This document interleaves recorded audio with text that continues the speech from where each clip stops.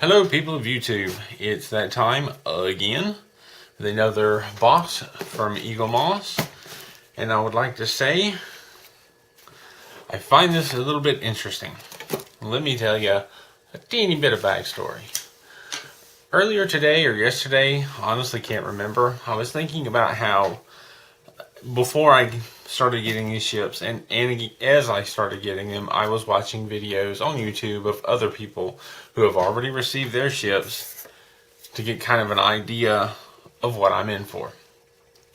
And I noticed of some of the videos, possibly all, I can't remember, but I know at least some of the videos that I watch, the people were obviously in the UK, and their packages were arriving apparently without tape, but with bands around them, which I thought was interesting because I'm accustomed to tape.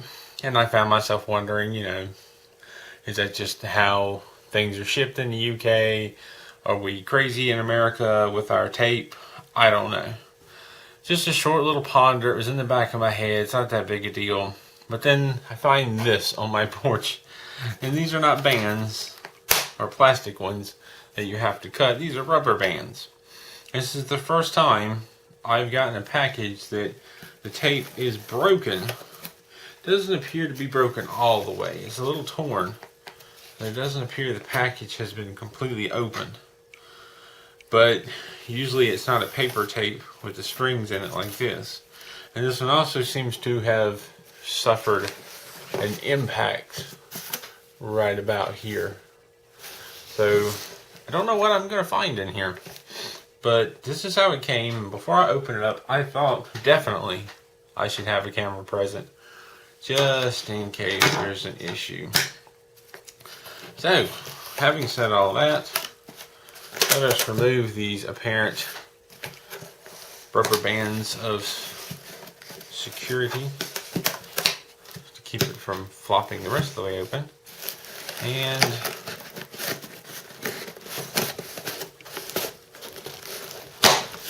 now this looks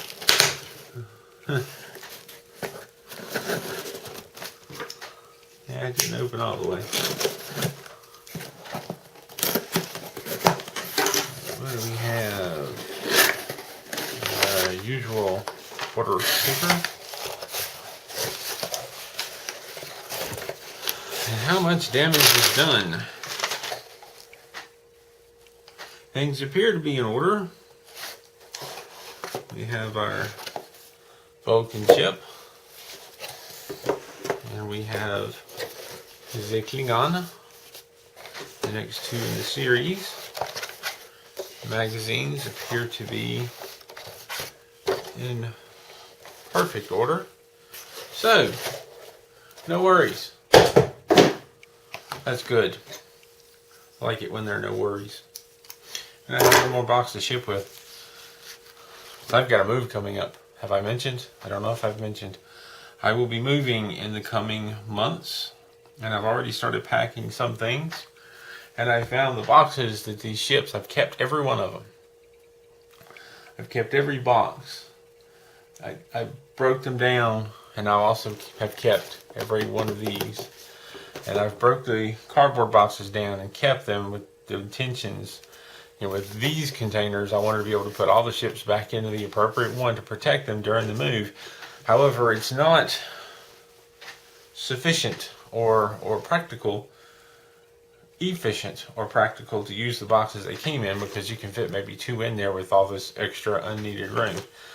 So I ended up using the boxes that these ships come in for my Star Trek book collection, because you don't want to make a big book of boxes. It gets really heavy. Anyhow, on to the magazines. We have issue 34, the Vulcan Surak Class. And just a quick peek through.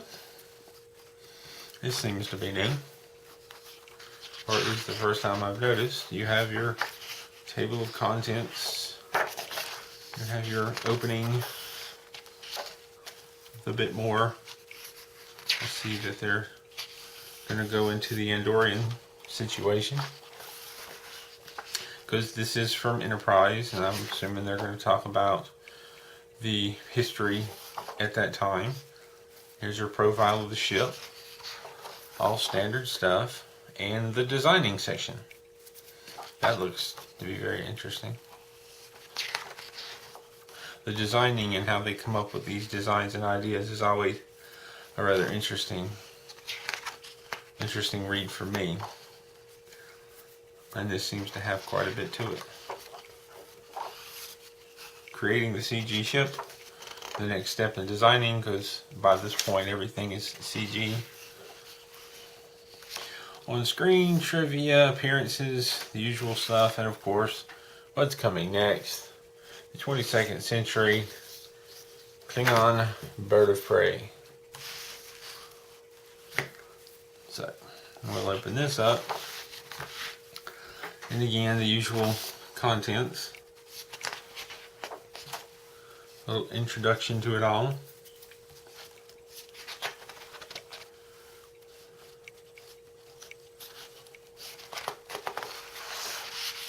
Bit of a glare there. And the profile, which is usually about the middle of the magazine. Designing.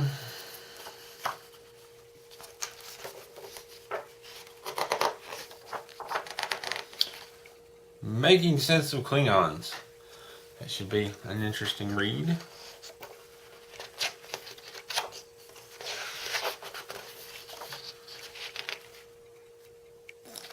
More and more and more. Oh, this goes into all kinds of stuff about the Klingons. Excellent. On screen, trivia, appearances. Wonderful. And coming up next, this I look forward to. The Vulcan Class. I always thought that was a very interesting looking ship. It'll be very neat to have that in my collection. It's one I've wanted to for a long time. They all end up being pretty neat, to say the least. But those are the magazines. On to the ships. Put my light back in here now. There we go.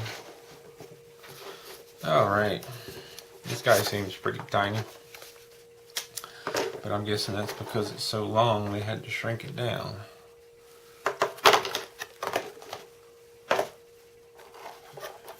Tiny, tiny, ooh, that's very delicate feeling. Oh wow, it is very teeny tiny and delicate, very lightweight.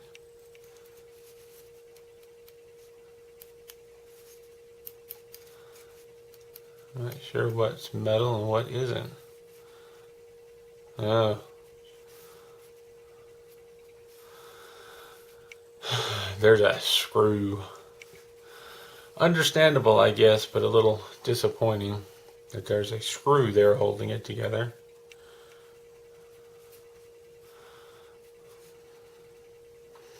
Let's just take a few moments to take all this in. And try not to repeat myself by saying, oh, it's lightweight. Seems to have nice detail. Get a look. The ring is a little oblong, but it doesn't seem to be problematic. I'm guessing it's supposed to look that way.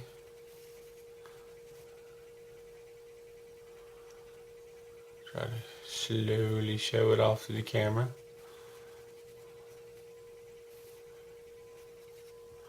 So, fair amount of detail. Very lightweight model. Very tiny little ship. Kind of surprised at how tiny it is. You know, they could have made it a little bigger if they put it at an angle. Whatever. I'm kind of disappointed that the screw is showing up. Oh no, that screw is not supposed to show up. Look at that. I was just thinking, you would think they'd put a cap on it, but apparently they did, and it's fallen off. So, I'm probably going to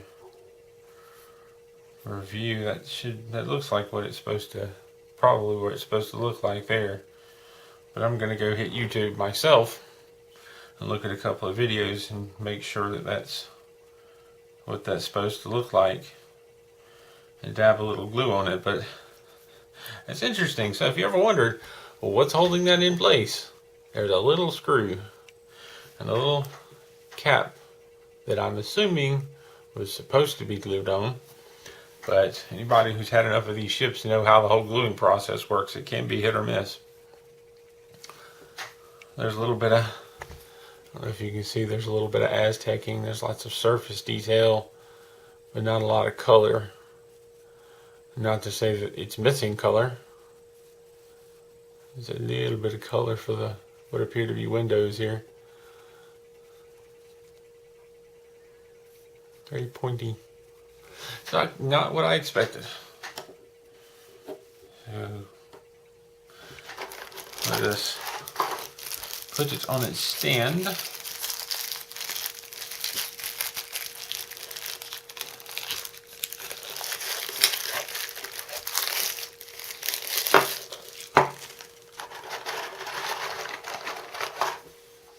I might put this on for display for a little while.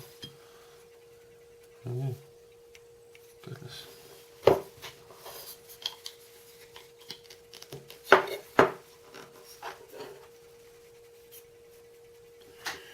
And I'm guessing it holds it on like this.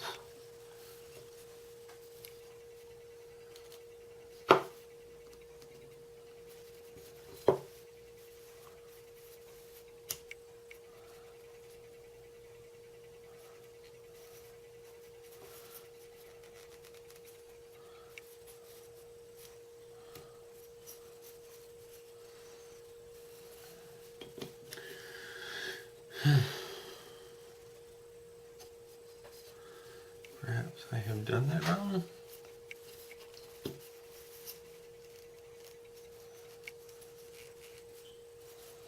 Alright.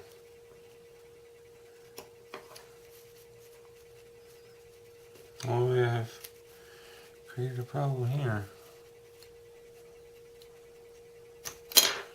Goodness. Here, little magazine, help me out. How's it supposed to go?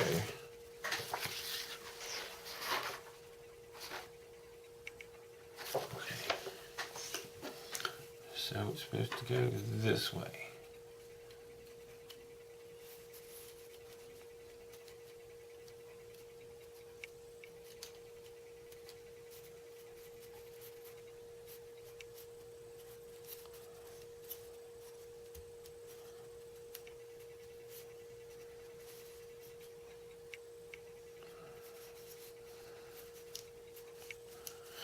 Alright, well, I'm not going to sit here and fight with it and make it perfect. There's that. Let's push this to the side and bring out the 22nd century Bird of Prey.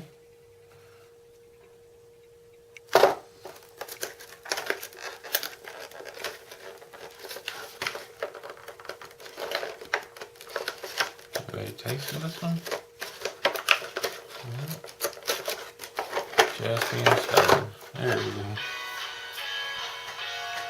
Alright, rudely interrupted.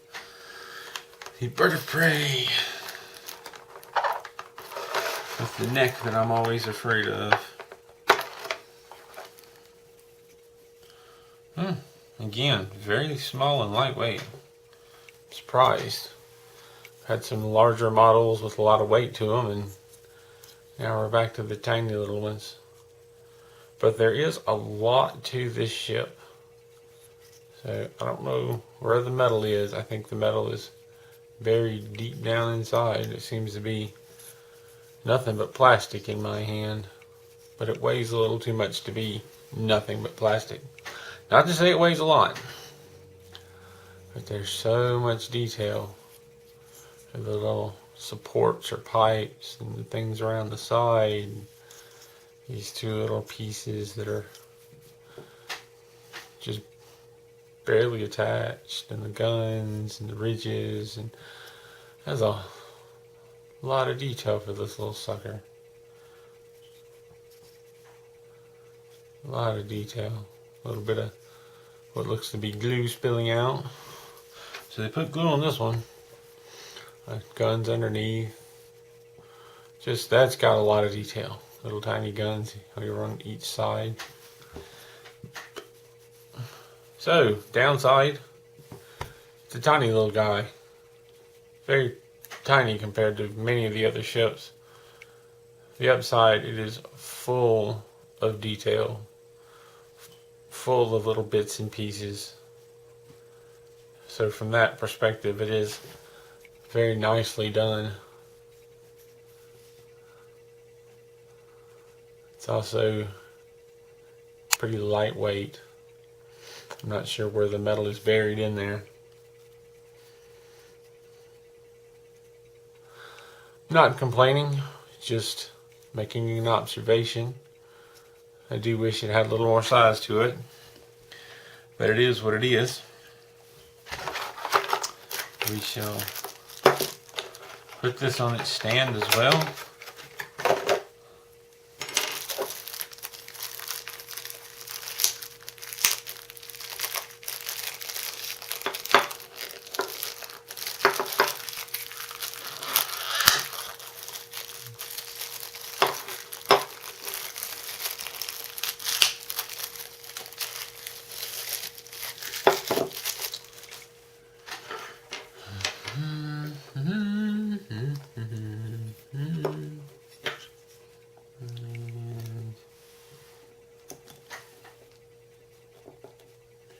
There we go.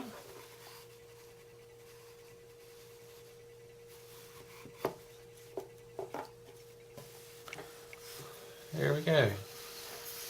The teeny tiny little ships. Unfortunately, I don't have any of the other ships to compare it to. I don't think. Let me look.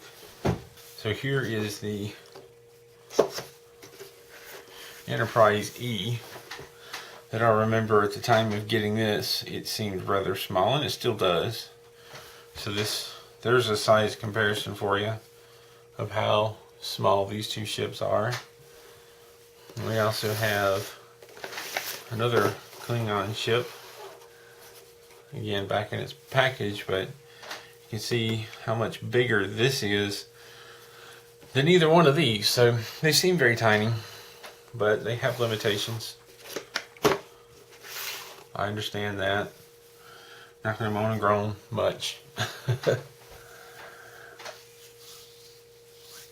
There you have it. If you have any questions or comments, feel free to leave them down below. If you're thinking of getting this collection, I don't believe it's too late to start. Overall, I'm very happy with it. I'm excited to have so many ships available and even more to come. So thank you for watching, and keep on keeping on.